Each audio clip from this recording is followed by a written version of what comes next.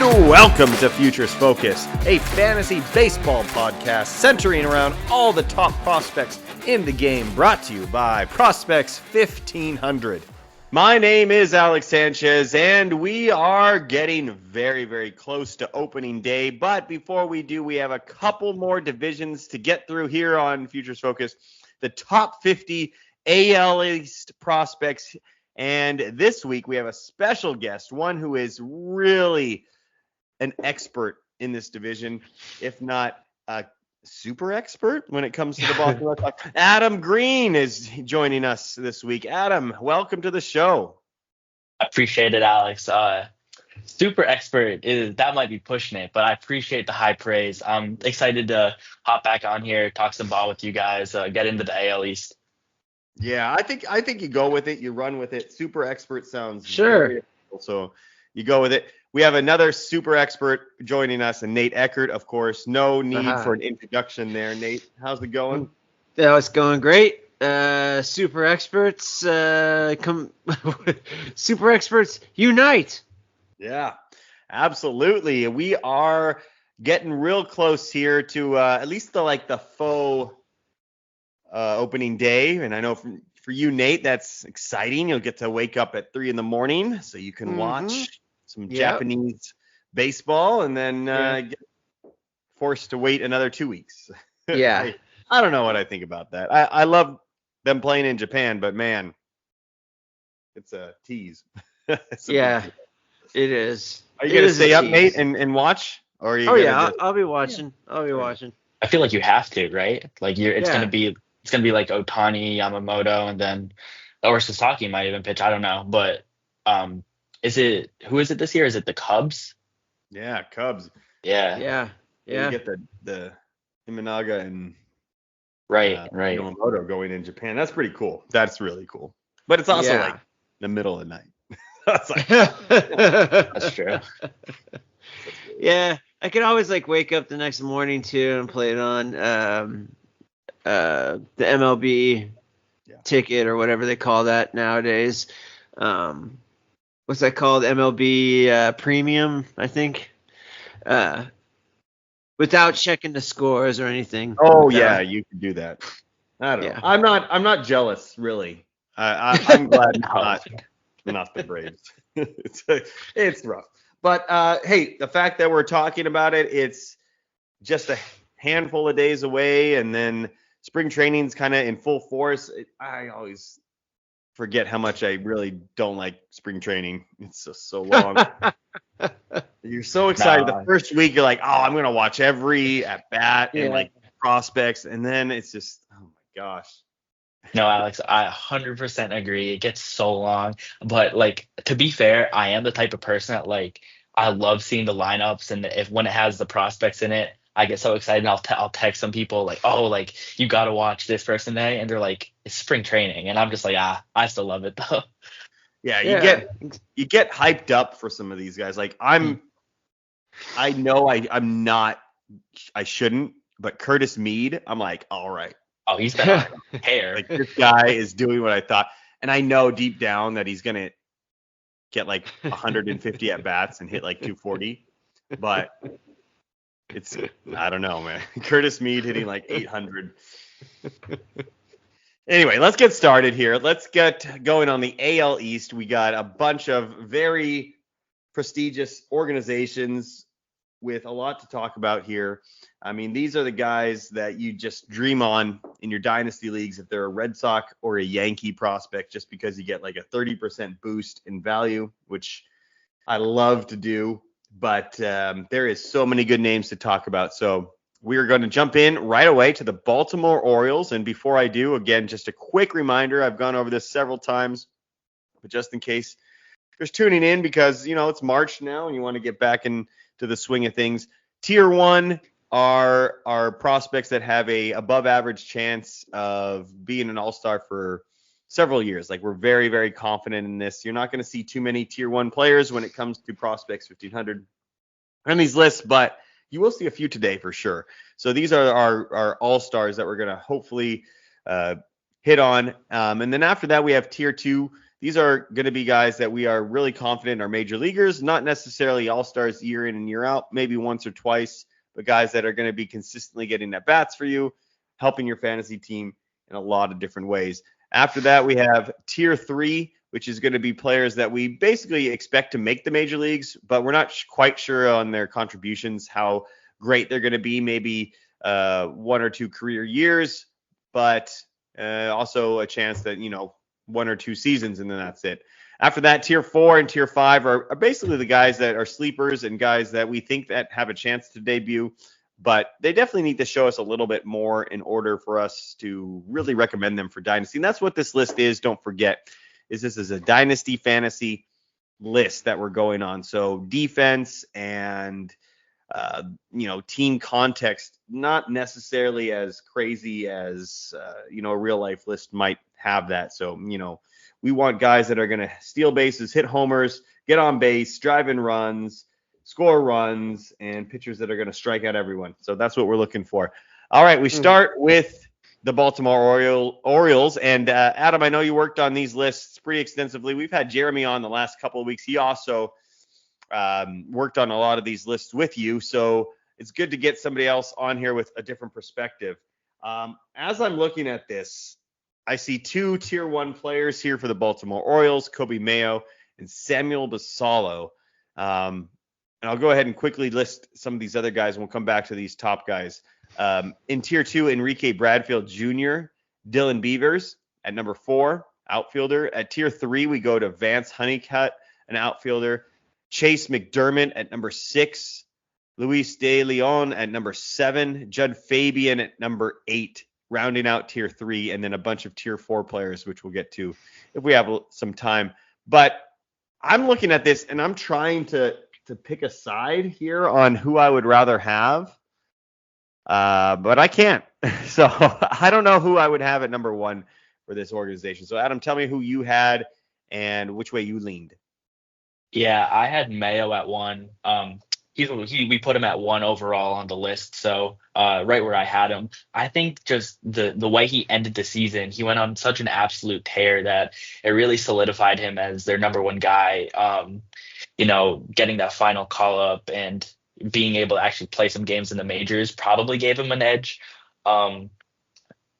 He was a monster. It's like the only way I guess I could put it. Like, obviously you're not going to put a lot of stock into what a guy does in his first cup of coffee in the majors, but if you just look at his numbers through the minors, I mean, he hit 293 with a 964 OPS. It's kind of hard to argue with that, and he's looking like he's going to be he's going to be a solid piece for them. And I remember we actually talked about this last year. This is one of the things I wanted to kind of look back on, is we were thinking about where Basallo is going to play. They have Rutschman and behind the plate, and then their infield has been pretty filled out. So kind of just, I mean, we're not going to act and sit here and act like he's not a fantastic prospect, but just for those reasons, I think it's probably in the best interest to give Mayo the edge. Yeah, I agree with you like 99%, but there is 1% of me that thinks Basallo is going to keep that catcher eligibility for like 5 to 6 years, because he's going to back up Rutschman, and then he's going to DH, and then he's going to play first base, and he's going to get 150 games, but I can put him at catcher. And so that part just keeps me on board of like, maybe this guy is worth recommending over Mayo. Mm-hmm. And then I wonder with Mayo, like, okay, where is he going to play? Like, I mean, we assume Jackson Holiday is the real deal still. Right. Westberg and Gunnar and Kjerstad, and like, I don't know. There's just a little bit harder to be like, okay, well, maybe he doesn't pan out as much. But Nate, what do you think? Why don't you tie break? I think if I had to, gun to my head, I would go for it with Basallo number 1. What do you think? Yeah, I'm with you, Alex. I'm going Basallo also. I can't argue with Adam's reasoning. I think it's smart to talk about how Basallo is only 20, and maybe his guideline to the bigs is a little bit more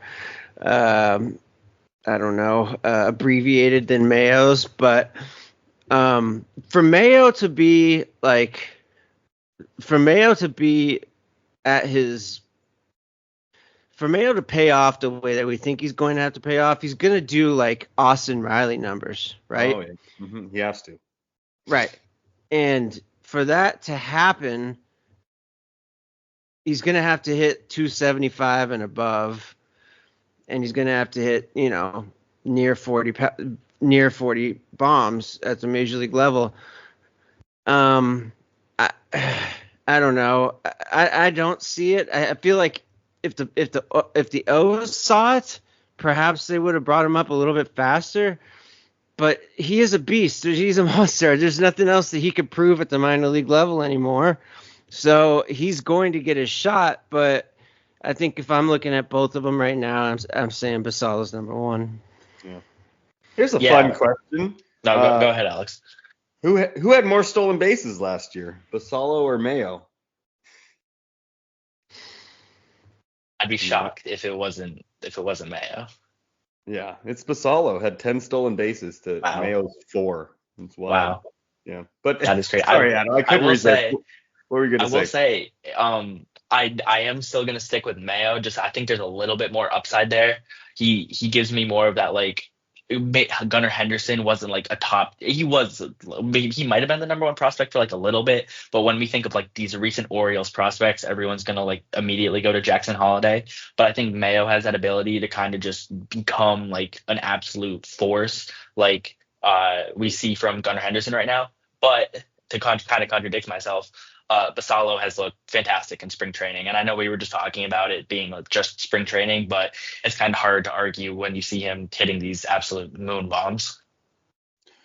Yeah, you can't go wrong with either of them. It's really pointless to continue to talk about it much longer than we already have. So it's just jealousy of the Orioles, who have a really good major league roster, and then you get to add these two.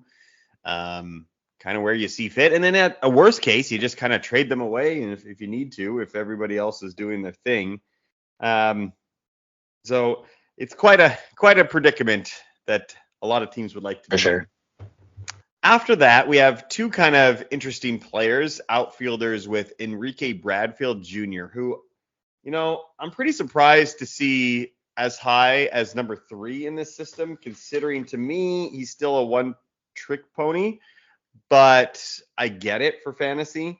And Dylan Beavers is pretty high too. A guy that last year did 15 home runs and 31 stolen bases with a 342 on base percentage, and has sort of just slowly climbed up the prospect chart. So two really good guys, but there's probably a few other guys that I'm a little bit more excited about. So Adam, tell me how why you kind of put these two outfielders in their tier of their own, and then kind of left everybody else after. Yeah, so for Beavers, it's pretty easy. Just the bat has carried him to where he is. He's probably one of the top candidates on this list to make the majors this year. But for Bradfield, I know we were just joking about who had more stolen bases between the top two guys. There's no question who had the most stolen bases in the system. Bradfield put on an absolute clinic. And I know that's what you were just talking about. He had 74 on the season. I believe that was second in the minors. So obviously just unbelievable speed there. And his defense really took a step forward, which I think is probably why you're going to have him over Beavers in some of these lists. We're going to get to tier 3, but some of the guys you see down there are pretty comparable for defense. But if you look at Bradfield's body of work in 24, you can really see how far the defense has come since he was drafted out of Vanderbilt almost a year and a half ago. Yeah, Bradfield's defense is very intriguing because you put him out there, and it's a weird stadium. I think they're bringing in the left field though a little bit, right? Am I making that up? Yeah, they're all over with what they want to do with left field. But to have somebody like him go out and play center field, which I'm trying to think of like a team that kind of does the same thing where like they could bat him 9th and have him go play. I mean, the Phillies, right? With Rojas out there, go bat 9th. If you get a hit, fantastic. If not, just go play defense out in center. And then that's kind of what Bradfield's role might be for this team. It's just a little safer. So I get kind of pushing him up a little bit. Beavers could definitely like not ever make it in any way, but if he does hit, obviously for fantasy, he's going to be probably a little bit more appealing. But I think Bradfield is just a great bet to make the majors. What about you, Nate? Where do you kind of view some of these other guys? Like, for instance, I'm really into Chase McDermott, and I probably would pick him ahead of Beavers and Bradfield at the moment in a dynasty draft. I'm not sure about Vance Honeycutt. I don't know enough about him to be confident in that. But where are you kind of ranking those 3, 4, 5, 6 prospects here for the Orioles? I like the way that the guys did them. I would have gone Bradfield 3, Beavers 4, and then do you guys have Honeycutt 5? I probably would have went McDermott 5 and then Honeycutt 6. But I also like the tier 2 with the 2 outfielders and then tier 3 with the rest of them. My problem with Honeycutt is that his hit tool is like a 45. And if he's going to access all that power that they say he's got, which he did in college, he's going to have to hit the ball a little bit more often. And you know how I always say it's a lot easier to add power than it is to add a hit tool.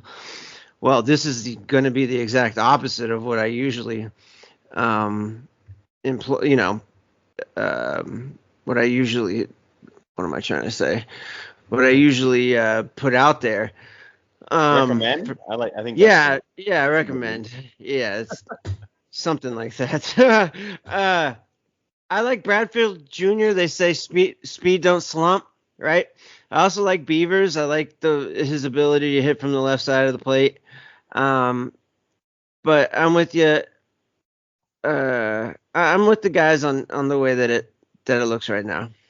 I'll go ahead and throw my hat in the ring for Chase McDermott. I've always felt the Orioles are lacking just kind of like that 3, 4, 5 spot in their rotation. Obviously, Corbin Burns coming over made a lot. Grayson Rodriguez actually kind of had a little scare in spring training. We'll have to see. He left throwing 89 miles per hour. I believe hour. I saw that he's going to be starting the season on the IL. I'm pretty sure that came out today. So not to say that that's kind of where I'm going with this, but I that certainly doesn't hurt my argument with Chase McDermott, a guy that you may forget about just because of some injuries that he had in the past. But the strikeout numbers are just incredible. I don't know if you can find too many strikeout pitchers in the minor leagues better than McDermott. 144 last year in 100 innings. We're talking 140 and 111 innings the year before. So, and he's 26 years old. So, like, the time's now for him, and you put him on a good team, maybe a breakout kind of candidate for me. So I like Chase McDermott a lot. But certainly Bradfield and Beavers have some higher potential. I just think McDermott's like they're ready to go this year, especially if G-Rod's kind of on the shelf for a little bit. After that, Luis De Leon and Judd Fabian, kind of, back to the Honeycutt, Fabian, a lot of outfielders here. And I just can't get too excited when it comes to the Orioles and guys that are in this range because I don't see how they possibly break through. That's why I'm not super high on Beavers. I just feel like it's Cowser and it's going to be probably Bradfield and Mullins for a while. And then, I just don't see a lot of paths to playing time with all these guys. So there is one guy, though, I wanted to talk to you about, Adam, and it's Nestor German, who comes in at 27 on our list. It's a tier 5 player. And this guy with it's been 1 year for sure, but he had sub 2 ERAs in both high A, low A last year with huge strikeout numbers, good walk rates. As a 23-year-old I just feel like this is a guy that is closer than we think. And maybe should be pushed up a little bit further than that. Any thoughts on Nestor German there, Adam? To maybe 27 seems awfully low for me, but what are your thoughts? Yeah, really interesting. You're not typically looking at a guy that's coming like after the 10th round. Really, you're just maybe taking a flyer on some of these guys, but he really came out of nowhere this season. If you look at his college ERA through those 3 years he was at Seattle, it's not great. And the strikeout numbers weren't great at all. And to come into pro ball and pitch in single A and high A in your first season and have a whip under one when you're not really like when you're not a great command guy and your strikeout numbers haven't been there, really interesting. So I think he's definitely one to keep an eye on. If he can break up into the upper minors, get to Bowie, and then maybe even Norfolk, then like that could be that could be like their next top pitching prospect. I think it's a really good guy to keep an eye on.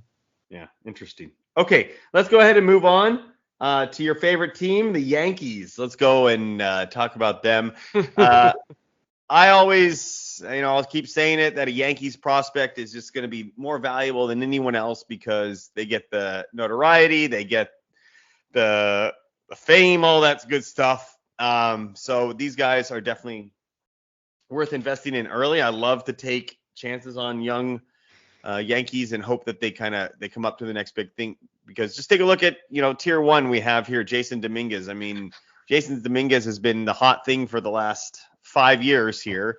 And, this is the year where it looks like he's going to finally be getting a full season and at bats. We can finally remove him from all these lists, but he definitely is a tier one player. I mean, I agree that he's a tier one player, but just remember his value that he had before he ever stepped onto the, professional diamond, the fact that he was already a diamond in the view of many. So tier two, I'm very excited to see this because this list came out on January 29th. And that was before the George Lombard show in spring training has kind of hit. Right. So nice pick there for tier two with the Yankees, especially because I love me some Spencer Jones, and we have him at 3 at tier 3. So, we'll talk about him in a second. Chase Hampton, Roderick Arias, Ben Hess at number 4, 5, 6. Everson Pereira still around at number 7. And that kind of locks out our tier 3. And, so, I mean, Nate, your last chance to talk about Dominguez if you want before we move on. Hopefully we can eliminate him. I'm hoping. I hope I'm right there with you. I really hope that this is the last time we ever have to talk about him, other than say Rookie of the Year arguments or something. But that would have been last year, right? Wasn't he a rookie last year? I don't know. He could be a rookie this year. Yeah, he had really 56 at bats last year before. All right. Oh, my bad. Yeah. I mean, listen, I would love to see. A friend of mine just said to me the other day, like, I can't wait to see what a full season looks like on this kid, and I'm right there with him. We saw him, Alex, you and I, when he was in LA for the Futures game, and God, that power he had. He hit a shot, and we were both like, who was that? Oh yeah, Jason Dominguez. And I don't know, he just seems to come up for a prospect. He seems to perform in really big stages, and for the Yankees, I mean, you can't have a better fit than that. So yeah, J-Dom, this is the year, baby. 2025. About time. Still love him. I mean, there's not much advice to give you. You either have him on your team or you can't afford him on your team. So, but George Lombard has really come out in spring training and just electrified a lot of highlights that I've been seeing. He's been, I'm sure you guys have seen, and our listeners have seen the Carlos Correa comps that are getting on George Lombard. The swing looks really, really similar. But yeah, we've liked this guy for a while. So I know Nate and I have talked about him, but Adam, to put him at number 2 is kind of I don't know if it's super bold, but it's definitely some lists you're not going to see that. So good job. First of all, what kind of putting him there at number 2 before have you seen anything in the spring training? You must have seen something before. Yeah, I think obviously great player. My rule of thumb for Yankees prospects is I get to enjoy watching them up until they make the majors.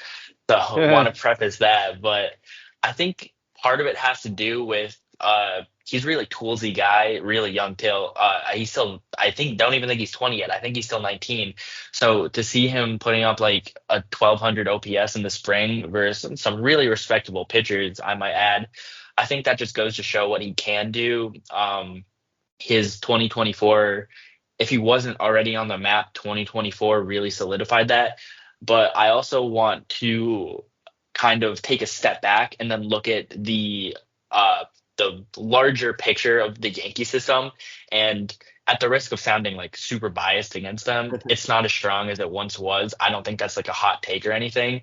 So I think it comes down to the fact that Spencer Jones, it's kind of, you got to cut down the strikeout numbers to get back up into that top tier of prospectum.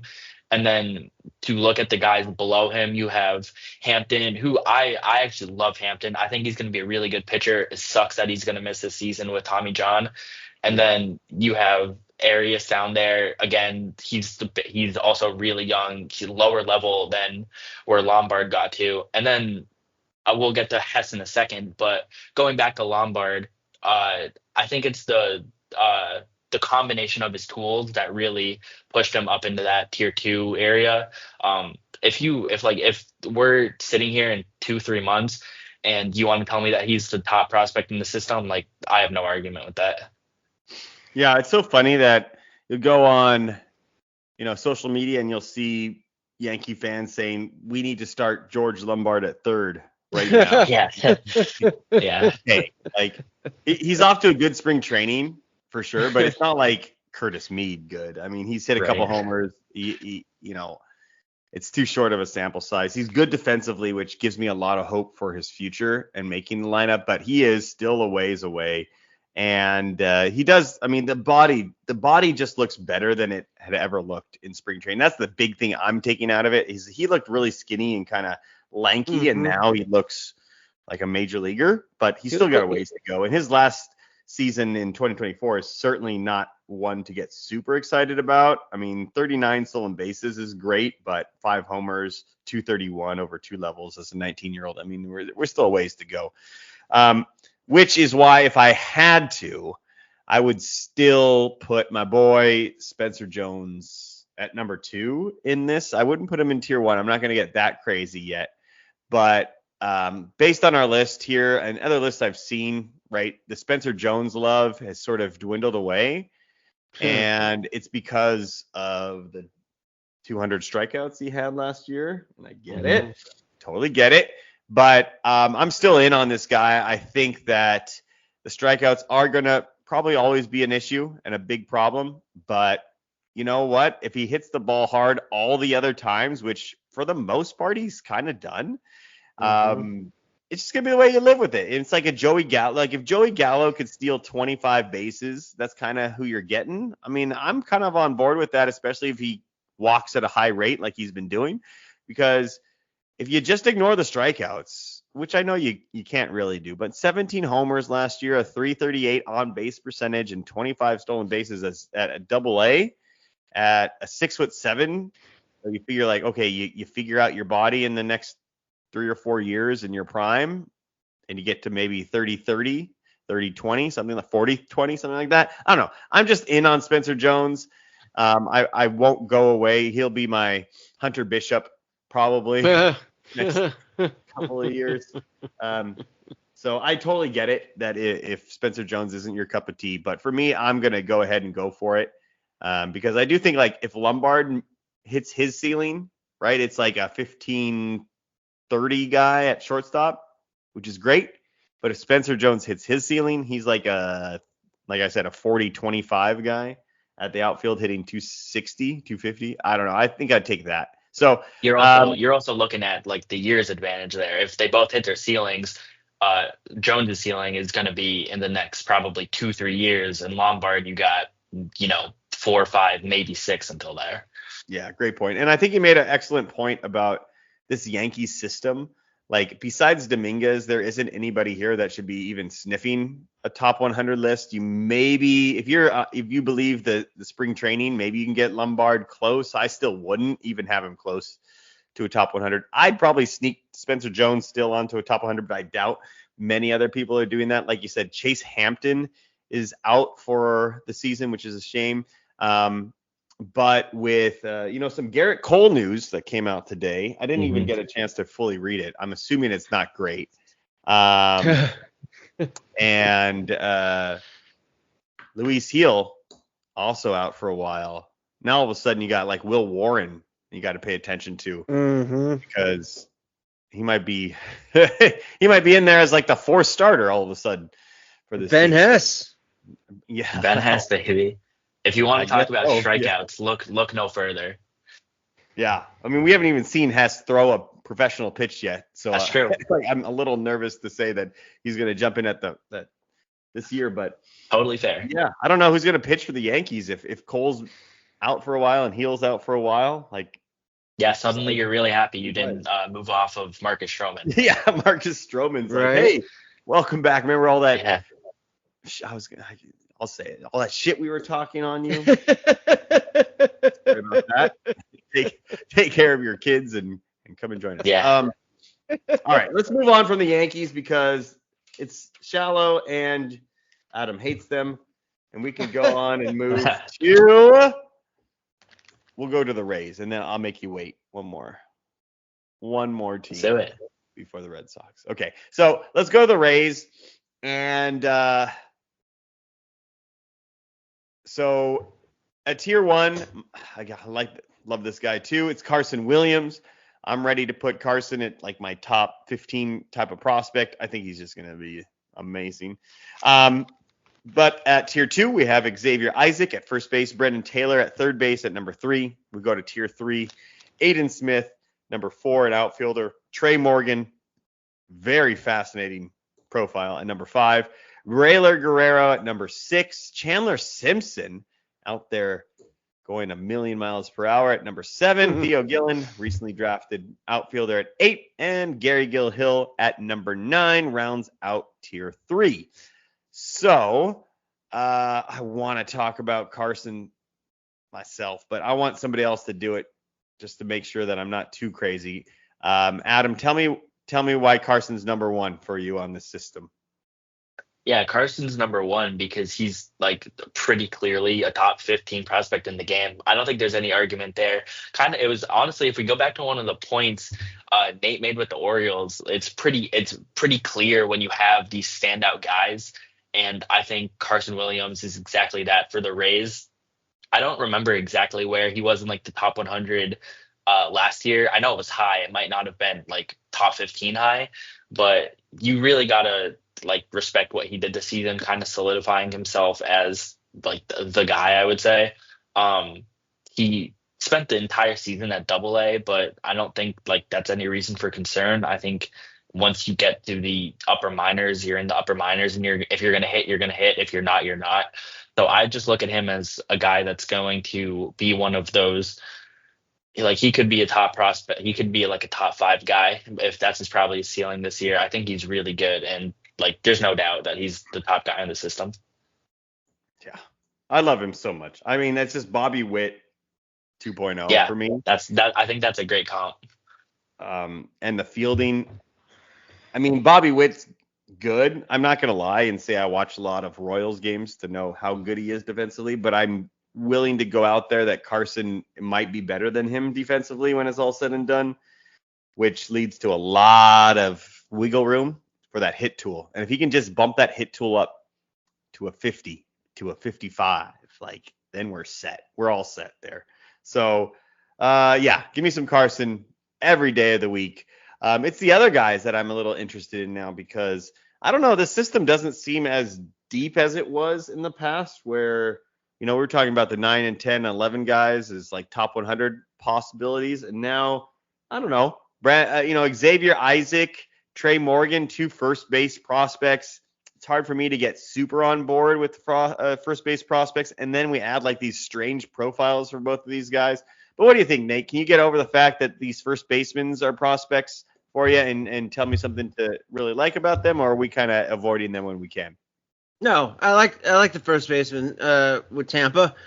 I think Trey Morgan and Xavier Isaac have a pretty similar kind of hit first, power second profile here, and I think they did that for a reason. Remember, Manzardo was where he originated, was with Tampa Bay as well. So I don't know, maybe they have a thing for first baseman. But I like both of these players a lot.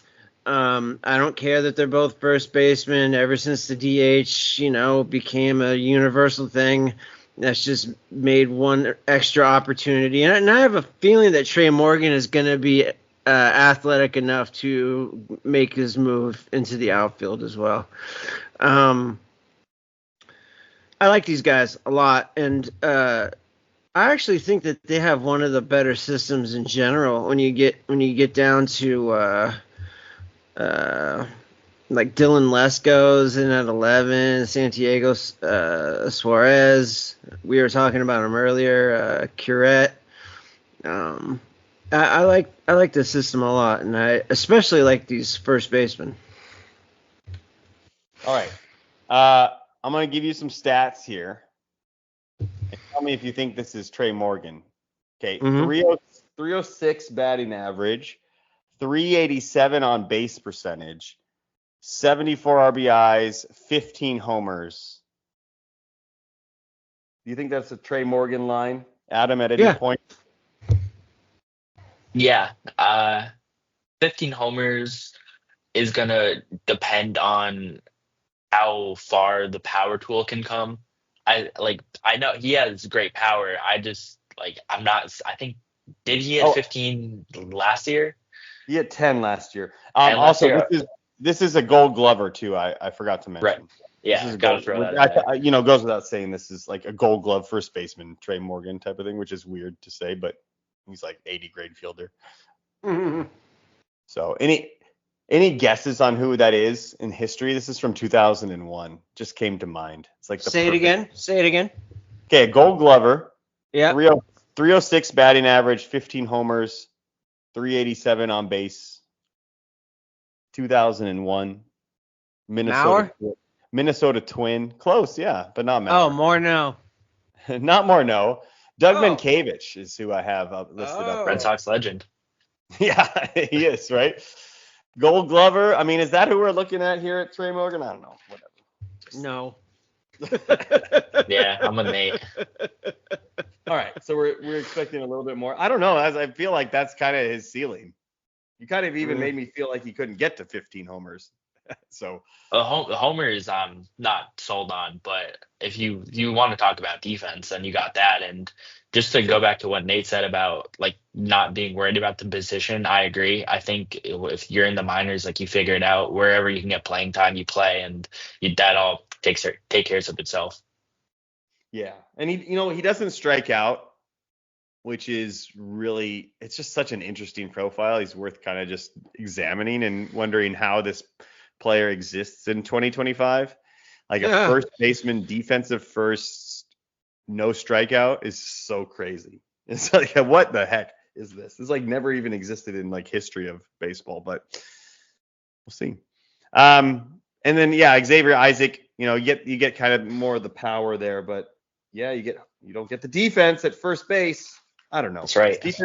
Defense at first base has to be important, but it sure doesn't get measured in any degree whatsoever. Right. No, if you're gonna go out there and hit 20 jacks, then the team could care less about the defense, if we're being completely honest. Yeah, at first at least, yeah. Right. Yeah.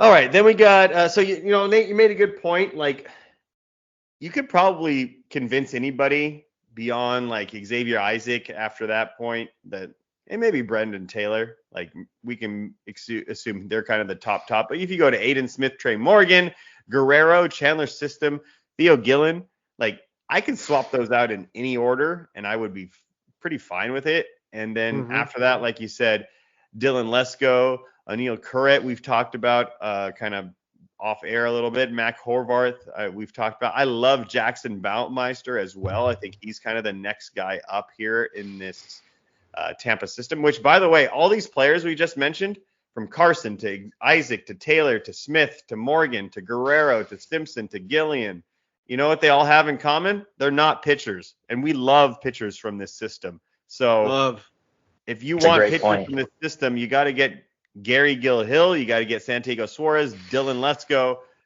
Brody Hopkins, who I like as well, O'Neill Currett, who I love, and I think we can probably push higher, Trevor Harris, and like Jackson Baumeister. These are the guys that maybe you want to invest in a little bit more, and you can probably get for free in almost every situation.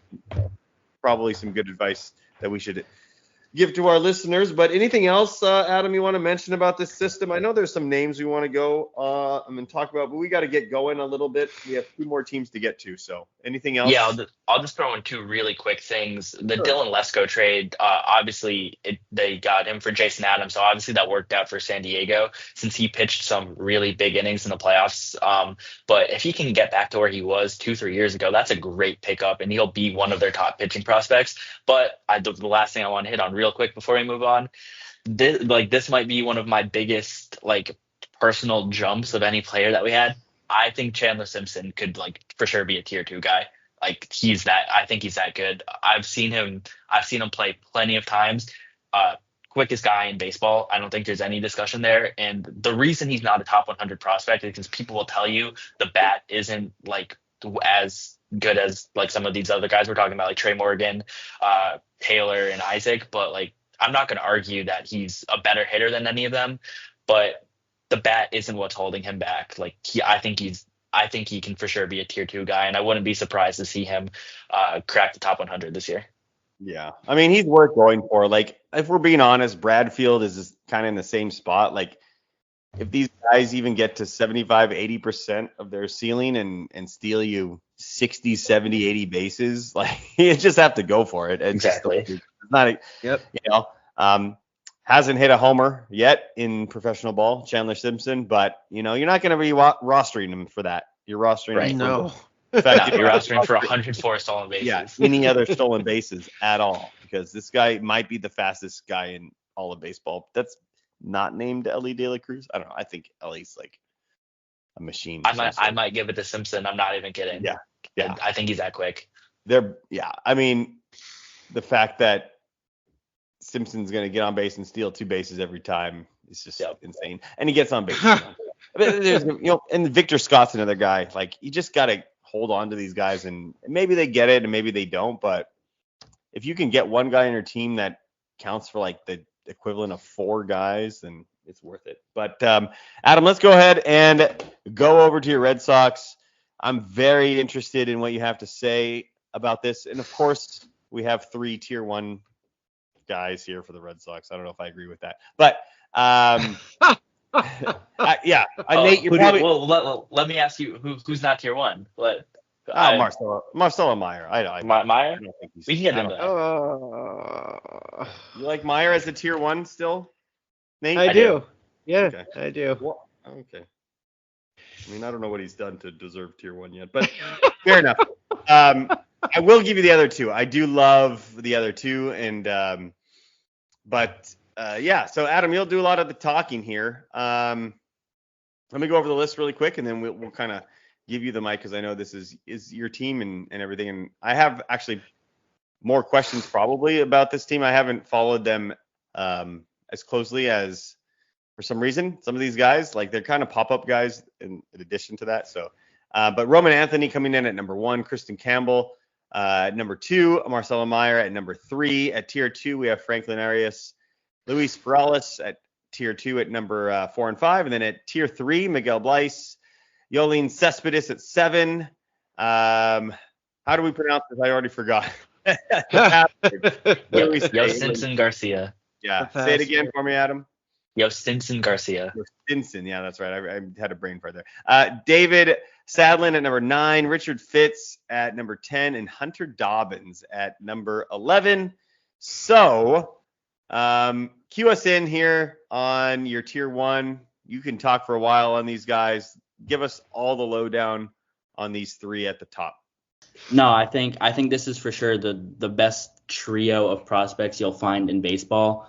Roman Anthony is unbelievable. I've never seen somebody his age be so confident at the plate and be able to hit with so much prowess. He's as a 20-year-old, he's pushing the majors. You don't really see that anymore. And then if you look at Campbell's body of work in 2024, I don't think there was a better hitter in minor league baseball. He won MILB Player of the Year, Breakout Player of the Year. And if you want to go, like, he was number 45 on our list last year. So it just goes to show that you never know what you got in some of these guys. And I'm right with Nate on Marcelo Meyer. I think I still put him as a tier 1 guy. Like, if you like, I know Alex, you have your concerns, and if you want to talk about the health, like, of course there's issues there. Like, I don't think anyone would disagree with, like, one of the biggest parts of being a top prospect in baseball is health. Like, no one's going to tell you that's wrong. And Marcelo's got to prove that he can stay on the field, because the last 2 seasons haven't ended how he's wanted it to. But when he's healthy, I mean, man, you got just an unbelievable player. And I think I would love to see him be playing meaningful games at Fenway this season. And I truthfully think that's what we're going to get. Okay, I'll push back then, just to make sure that, there's some Yankee fans out there that are happy. What does Marcelo Meyer do that's what does he do that's so great? The tool that separates him. Completely fair question. Again, I'm gonna preface this with, like, there are the health concerns, but when he's healthy, like, you could argue he's a better hitter than Campbell, and I don't think that's, like, a stretch. He had a 850 OPS last season when he was healthy. Through the first 2 seasons, he was the best hitter in Double-A. Like, that's like that. If you just take everything and put it together, like, there wouldn't be an argument against Meyer being the best hitter. He's a doubles machine. I mean, he was leading the league in doubles. His swing was, like, it was looking better than it had in the first couple of years he was in the system. And the homers, like, the homers are the same argument I think we're going to have that we just had with Trey Morgan. Like, it's going to be a question to see how many he can hit a season, but the hit tool is there. I mean, I would let me ask you this, Alex. What do you see in Carson Williams that would push him over Meyer? Oh, the power is the big thing. I'm seeing 55s on the power here, and I'm seeing, like, 8 home runs last year. Now, injuries, of course, 13 last year. I just think, like, if I'm being honest, I think he's a really good real life player, like, Dansby Swanson type of player.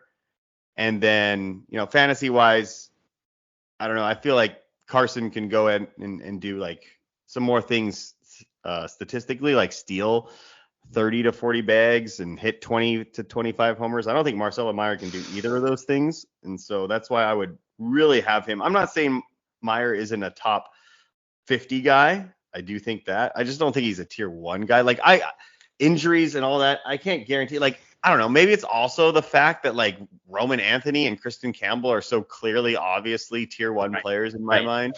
That 100% you're into it. And I'm like, well, this guy's not, like, on their level. It's almost like you need a tier 1A and a tier 1B. What about that? That's maybe my compromise. Because I love Roman Anthony and Kristen Campbell. I think they're just can't miss guys that are gonna just be awesome for fantasy. And you didn't talk about Roman Anthony enough. I want you to talk about him more. Yeah, the thing with Roman is, it's like, what else is there to say? I think he, like, unless we're gonna do the thing where we count Roki Sasaki as a prospect, I think it's fair to put Roman at that number 1 spot. So, like, I don't know what else you could really say about him. I mean, like, just an unbelievable season. Really came out and showed that his hit tool is one of the best around the minors. Some crazy takes about his defense I've been seeing the last couple of days, but, like, let me assure you, his defense is really good. And it's just, like, it's one of the arguments that you can make for the system is that it's lefty heavy.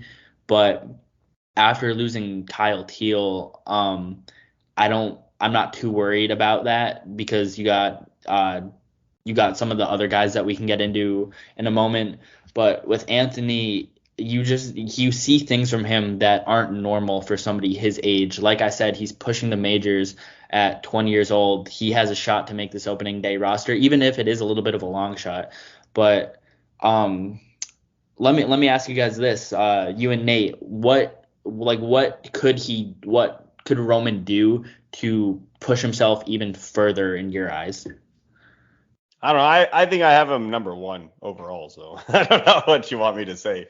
He might be my number 1 overall prospect, if I'm being honest. Oh, So, no, I 100% think he is. I was just wondering, like, is there anything else that he could show, like, to maybe? No. Yeah. I mean, I wish that the hit tool was a little bit better, because just like statistically speaking, last year he hit like 260 in AA, which was the majority of his season, 270. So if you want me to say that, I guess I can say that. But like, I mean, I don't know who I'm putting at number 1 if it's not him, unless it's something crazy like I go Eldridge, and like, because I love him too, but it's still probably Roman Anthony as number 1. Yeah, it was just a hypothetical question. Yeah, your point's proven. This guy's like, he's almost perfect. Yeah. Nate, is he your number 1 too? Overall? Yeah, maybe Sasaki's not. We're gonna take him out. Even then, I might take him ahead of Sasaki. Yeah, I'm right there with you. Yeah, I mean, who are we putting? To me, it's like, okay, we can pick a bunch of those 18 and 19-year-old guys and like get trending on Twitter and stuff. If it's like Walcott or DeVries or some of those other guys, Jesus Made, and be like, oh, look at us. But like, I'm not gonna stake my reputation on a teenager right now. That's in, I guess Walcott's the one. I like Walcott. He's a monster. And then like the league is so close, I'm not gonna put. I can't. Me personally, I'm not gonna put him at 1, but that's only because that's a big ask right now, and I haven't done my due diligence to say who would be number 1 in my opinion. I can't see anybody that I'd put over him. He's extremely. He's about as solid as I've seen any prospect over the past 10 years. Period.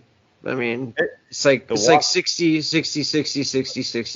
all the way through.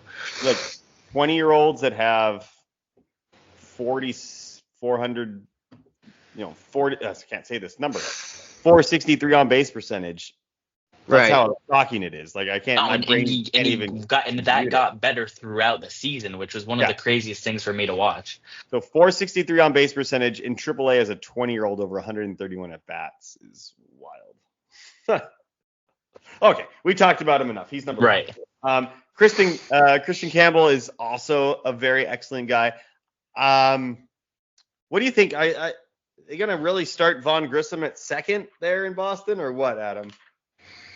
No, I think it's gonna be Bregman at second, and I think Devers is gonna be at third. I think the whole Devers DH thing got a little bit overplayed, but Campbell is really interesting because I think the team did want him to make the opening day roster, but it just hasn't been there in spring training. He's making some swing decisions that we didn't see last year, and I think it's fair to say maybe some of that extra pressure of expecting him to be the guy that takes over the second base job might have gotten to him. I'm not going to like say that's what's happening and just play it off as that's why he hasn't been as good as what we've seen from Meyer and Anthony in spring training. But I still think the sky's the limit for this guy. And we were just talking about some odd swings. I mean, Campbell's swing it's pretty funky. I've seen some comps to Hunter Pence, Alfonso Soriano.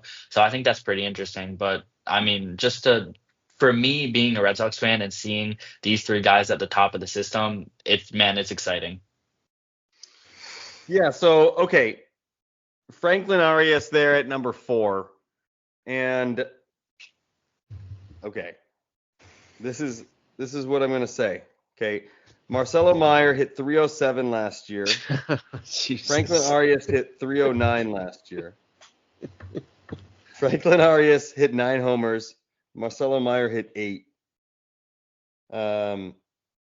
Franklin Arias was that what, the rookie? Yeah. The rookie? Hang on. Yeah.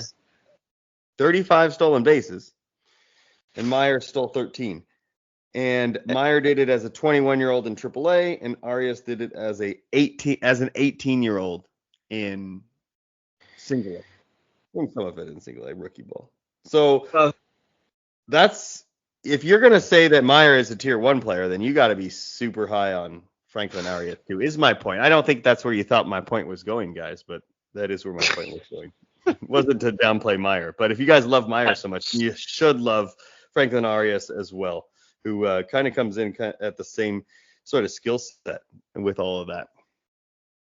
Yeah, I'm gonna just be completely honest here. I haven't seen as much of him as I would have liked. He was obviously when you're playing in the DSL and then he got to the complex league, you're not really watching those games. So I can't sit here and act like I've seen as much as him as Meyer and the other two guys. But it's hard not to be excited about a guy that breaks into the top 100 for his first time. So obviously what you were talking about, 35 stolen bases and the 896 OPS, it's great, but I want to, before everyone listening is just going to get on me and be like, wow, this kid can't criticize the Red Sox. The depth here is great. I think we for sure have one of the best farm systems in the league, but the top three is really what does carry it. It gets shallow, not quickly, but no. I'm not gonna act like the rest of the top 10 aren't great prospects, but I think there's such a contrast between what you have at the top three and then the tier 2 and tier 3 guys. So and that's fair because you traded 3 of those guys for Crochet. You could be talking about Teal and Montgomery and Meadroth as well, who would all be easy top 10 guys. And then now all of a sudden the system doesn't have that big gap, but you got a guy that's throwing 101 from the left side. So it's a pretty good deal. Okay, let's go ahead and give me a couple other guys that you want to mention really quick, and then we'll move on to those Blue Jays here at the end. Yeah, I'll just fire some guys off. Luis Perales, I think he's going to be a great pitcher. It doesn't look like he's going to be pitching this season for injury, but when healthy, I think that's a guy that could be pushing the top 100. His fastball is a fun thing to watch. He racks up those strikeouts. Stinson Garcia, I know we mentioned him. He had what a breakout season last year. The Password, one of my favorite new nicknames in baseball. I think it's going to be interesting to see if they push him up to AAA this season. I think he'll start back in Portland, but I always say, once you're in AAA, you're an injury away from getting called up. So to have someone like that broke out last season, that's pretty interesting. And then the last guy, or also, 2 guys I'll quickly mention. Number 10, Richard Fitz. He's looked fantastic in spring training. He was sitting, I would say 95, 96 at the end of last year. He's come into Red Sox camp. He's damn near touching 100. He's at 99 right now. So I'm pretty excited to see what he can do. Really? Cutter Crawford. Yeah, it's been pretty cool. Cutter Crawford doesn't seem like he's going to be ready for the season. So if one more guy goes down, we could be looking at Richard Fitz in the Red Sox opening day rotation. And then I'm so mad. No, go ahead. Sorry, I was looking at him and Brant Herter for the Tigers as a long reliever potential starter in my Highlander league, and I went Herter, and now I'm mad. Sorry. Yeah. Should have done Fitz. And the last guy I wanted to just quickly mention is Conley Early. We have him at 16. I think he could for sure be higher. I remember texting my dad when we were putting these lists together, because we were looking at Conley being low 20s. I was like, we gotta bump up Conley Early. He's too good to have him that low. I really like what I've seen from him from high A and double A on, and it was really cool to see him battery with Kyle Teal because they were teammates in college. So it kind of sucks that we're not going to get that anymore. But that's a guy that you could be looking at the next, we're talking about Richard Fitz now as a guy that's really come out firing this season. That could be a guy that is doing that by the end of the season into 2026. All right, we'll save the 51st state. Oh, sorry, I shouldn't try to make Canada jokes quite yet. But the Toronto Blue Jays are going to be our last team here today. Not nearly as crazy as some of these other teams that we went over, as they don't have any tier 1 players, and I don't think it's a shock, really. I don't think you really want to argue any of these guys to be in tier 1, but certainly tier 2 is pretty solid if we ignore the fact they don't have any tier 1 players, because we got number 1 Orelvis Martinez, followed by Trey Savage. It's a fun name we learned how to say correctly, right, boys? No yes about it. I was shocked. No yes about it. Yeah, so it's Trey Savage, even though it looks like there's a Y and an E in front of Savage, but he was introducing himself and he said Trey Savage. So that's now you know. You're welcome. You learned something if you listen to the hour of this podcast. We go to Ricky Tiedemann at number 3, still around there, and then Arjun Namala at number 4. In tier 3, we have Charles McAdoo, Jake Bloss, Alan Roden at number 7, an outfielder, and that kind of carries out tier 3, and then we go into the tier 4. So definitely not the strongest system that we've seen here tonight, but Nate, I'll let you go ahead and jump in, because honestly, it's just your cup of tea on these 4. I feel like they're all really close. You could say Orelvis was 1, you could say Namala's 1, and I'm sure, Nate, you're going to say Tiedemann is number 1. At least I'm guessing. I don't know. But I'll let you go ahead and talk about him for a little bit. Yeah, I mean, it's really hard with Tiedemann because every time he gets going, he gets hurt again, So we're not going to be seeing him until the mid 2026 season, hopefully. Which really, I mean, he's only 22 still, but god damn, I love Tiedemann. I love everything about everything that he brings to the table. But when you invest like you did, like, I don't know, say you got into Dynasty 3 years ago and Tiedemann was like number 1 everywhere. He's basically cost you the last 3 years on whatever pick you made or whatever trade you made or whatever anything. I was lucky enough to get him off the waiver wire because our league came in like 2 years before he did. But it's hard for me to even make a case for him past Savage. I mean, at this point, because at least he's healthy. And he was an absolute monster in college. Came from East Carolina University, same school that just shipped out Gavin Williams to the Guardians. Orelvis, I'm sorry, but until he gets his batting average above, say, I don't know, 255. He did last year. Yeah, 267 in AAA. Until he gets. I like Orelvis still. Anyway, my 2 biggest ones actually are Arjun Namala and Savage. I like both of these kids a lot. Namala, a lot of people didn't think he would grow and get big time power, but that has shown otherwise. He's I think he's going to be probably their number 1 prospect in, say, I don't know, a season. Yeah. And yeah, so Savage, I'm still having a hard time not saying Savage, but how smart are we now? You just sound. Yeah, we picked it up. We got, you have to give it to us. Prospects 1500 and Futures Focus. We got it first. So Trey Savage, Arjun Namala. I like those 2 a lot more than the other 2. Yeah. Namala hitting 17 home runs is something I didn't have on my bingo card. No, so that's impressive. Yeah, really interesting you bring that up, because we were talking last year. We were like, this guy's contact over power guy, but look what he did this season. Yeah, he was always going to be a power hitter. I think he was 6'4" or something, 6'3" when they drafted him, and he had a big power projections, but who doesn't have a big power projection when they're getting drafted in the first or second round? As many home runs as Orelvis Martinez last year, who had 17.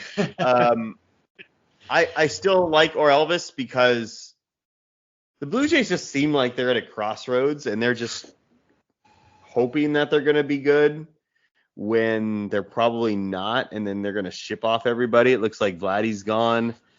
Yeah. I wouldn't be surprised if they trade Bichette in the middle of the season, and all of a sudden, Springer's getting up there. Now you're looking at all these openings, and Orelvis Martinez could easily get his way in there, as well as another guy I want to mention too, Alan Roden, who has had a pretty decent looking spring. He's been playing, he makes a couple defensive plays as well to get on some highlights. He's a 25-year-old, but he's going to be first up in the outfield if anything happens, or if some trades do happen to take place. 293 hitter last year, almost 400 on base percentage, 16 homers and 14 stolen bases in AA, AAA. Granted, he's older, but good hit tool, kind of like that Spencer Horwitz type of profile you got. That ended up being pretty good for fantasy when it's all said and done, even if it's not in Toronto. But he's a guy to keep in mind. What about you, Adam? Anybody in here that within the top 10, 12, 15 that you think deserves maybe a bump up, or somebody that we might see bump up in the future? Not a bump up, but I want to, if it's okay with you guys, I want to take a really quick second to pat myself on the back with Charles McAdoo. I remember I was doing a piece on the Pirates system.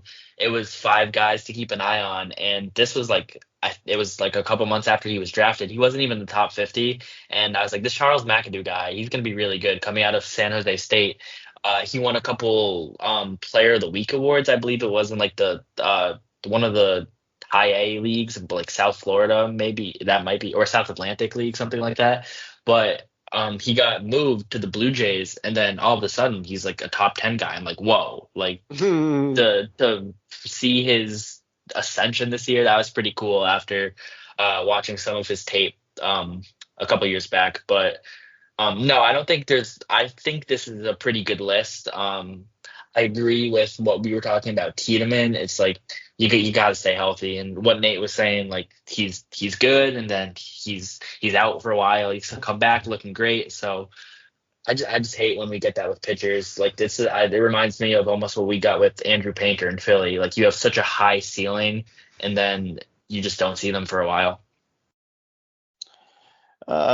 Okay, if you're gonna, pat yourself on the back, which is a very good call, I want to go for it now and see if I can't pat myself on the back next year. Go for it. There's not a lot to back this up. It's just a guy I seem to. I'm looking at the leagues. He's a free agent in every league except for like a handful, and all of those ones that he's taken, he's on my team. So take this for. But RJ Schreck is a guy that I think is really good because of some of the walk to strikeout ratios that I've been seeing, and his progression. He's older for sure, but he's somebody that I like as a guy. Again, he's close. He's older. He's got a pretty clear path to playing time if things go that way. So he's a guy that I kind of like. Who we have? I didn't even take a look at where he's at here. 37. Yeah, 37. So I'm taking a shot here in the dark with RJ Schreck. I like him. I love it. Yeah. All right. I think that's gonna do it, Nate. Unless you have anybody else that catches your eye that we might have missed here. No. If we're on the same back padding thing, McAdoo. I picked him up in all of my dynasty leagues, and that's looked pretty healthy thus far. So I'm with Adam on that one. I think Jake Bloss too is a great little pickup that you might be able to get for cheap because I think he'll get a lot of starts this year. Well, he's gonna have to. Yeah, I mean he's gonna have to. And just I don't know. The Blue Jays are so weird. It's like they can't compete with the 3 teams ahead of them. if you want to put the Rays ahead of them too, like they're in a weird Yes. spot for sure. yeah, they can compete with the It's- Rays, but those other three are just light years ahead of them. Well, I don't know. Maybe not. I don't know. Whatever. Until they're not. That's the weirdest thing about the Yeah. Jays. It's like they seem so far out until they're not, and then they're right there all of a sudden again. You see, would you give Vladdy $600 million? That's what he said. He Nope. Ay, Chihuahua. No, no. I wouldn't. Nope. That was a wild report to see. What he asked for, was it 600 for 15? Something, yeah. I wanted to say 15, but then in my mind I was like, that doesn't sound right. But if you're Yeah. thinking that too, and I'm thinking that, it must be what it was. 15 years, $600 million. No, you don't want to give that to him? No, But, No. I'm all set. no, I'm good. I don't know. I like Vladdy. So do You I, like him but 600 million that much? You like him that much? He said he'd Yeah, I take don't know. less than 600 million. Was the I would quote. hope so. yeah. I don't know. Like, how much more is he going to get than Pete Alonso? He's you know. got way less than Yeah. everyone thought he was going to get. Yeah, like, I don't know. I want the Braves to trade for Bo Bichette. I know we're kind of like, Ooh. but I want the Braves. That's a guy I can, like, I'm picturing it, and I feel like seeing Bichette in like a Braves uniform, like, I don't think that would like be jarring. Like that sneaky could be a really good call from you. Yeah, that sounds like you're basically predicting the future, Alex. I hope so. I love Bichette, and he had a horrible year last year, but good spring training. And we know Great he's player. Great I think- player. So, all right. I think that's going to do it for us. Adam, really appreciate you coming on. Really great insight. Fantastic. Anything you want to plug here while we have you, and what you're working on, what to look forward to in the future? Yeah. First off, just really appreciate you guys having me back on. Love talking ball with you guys. I think it's a great time. I'm gonna be back on the Cape this summer, so Nice. it's gonna be I know if we could sit here all night and talk about some of these guys that have played on the Cape, but it's been awesome to kind of see some of the guys that I've been watching work their way up through NCAA and then get drafted.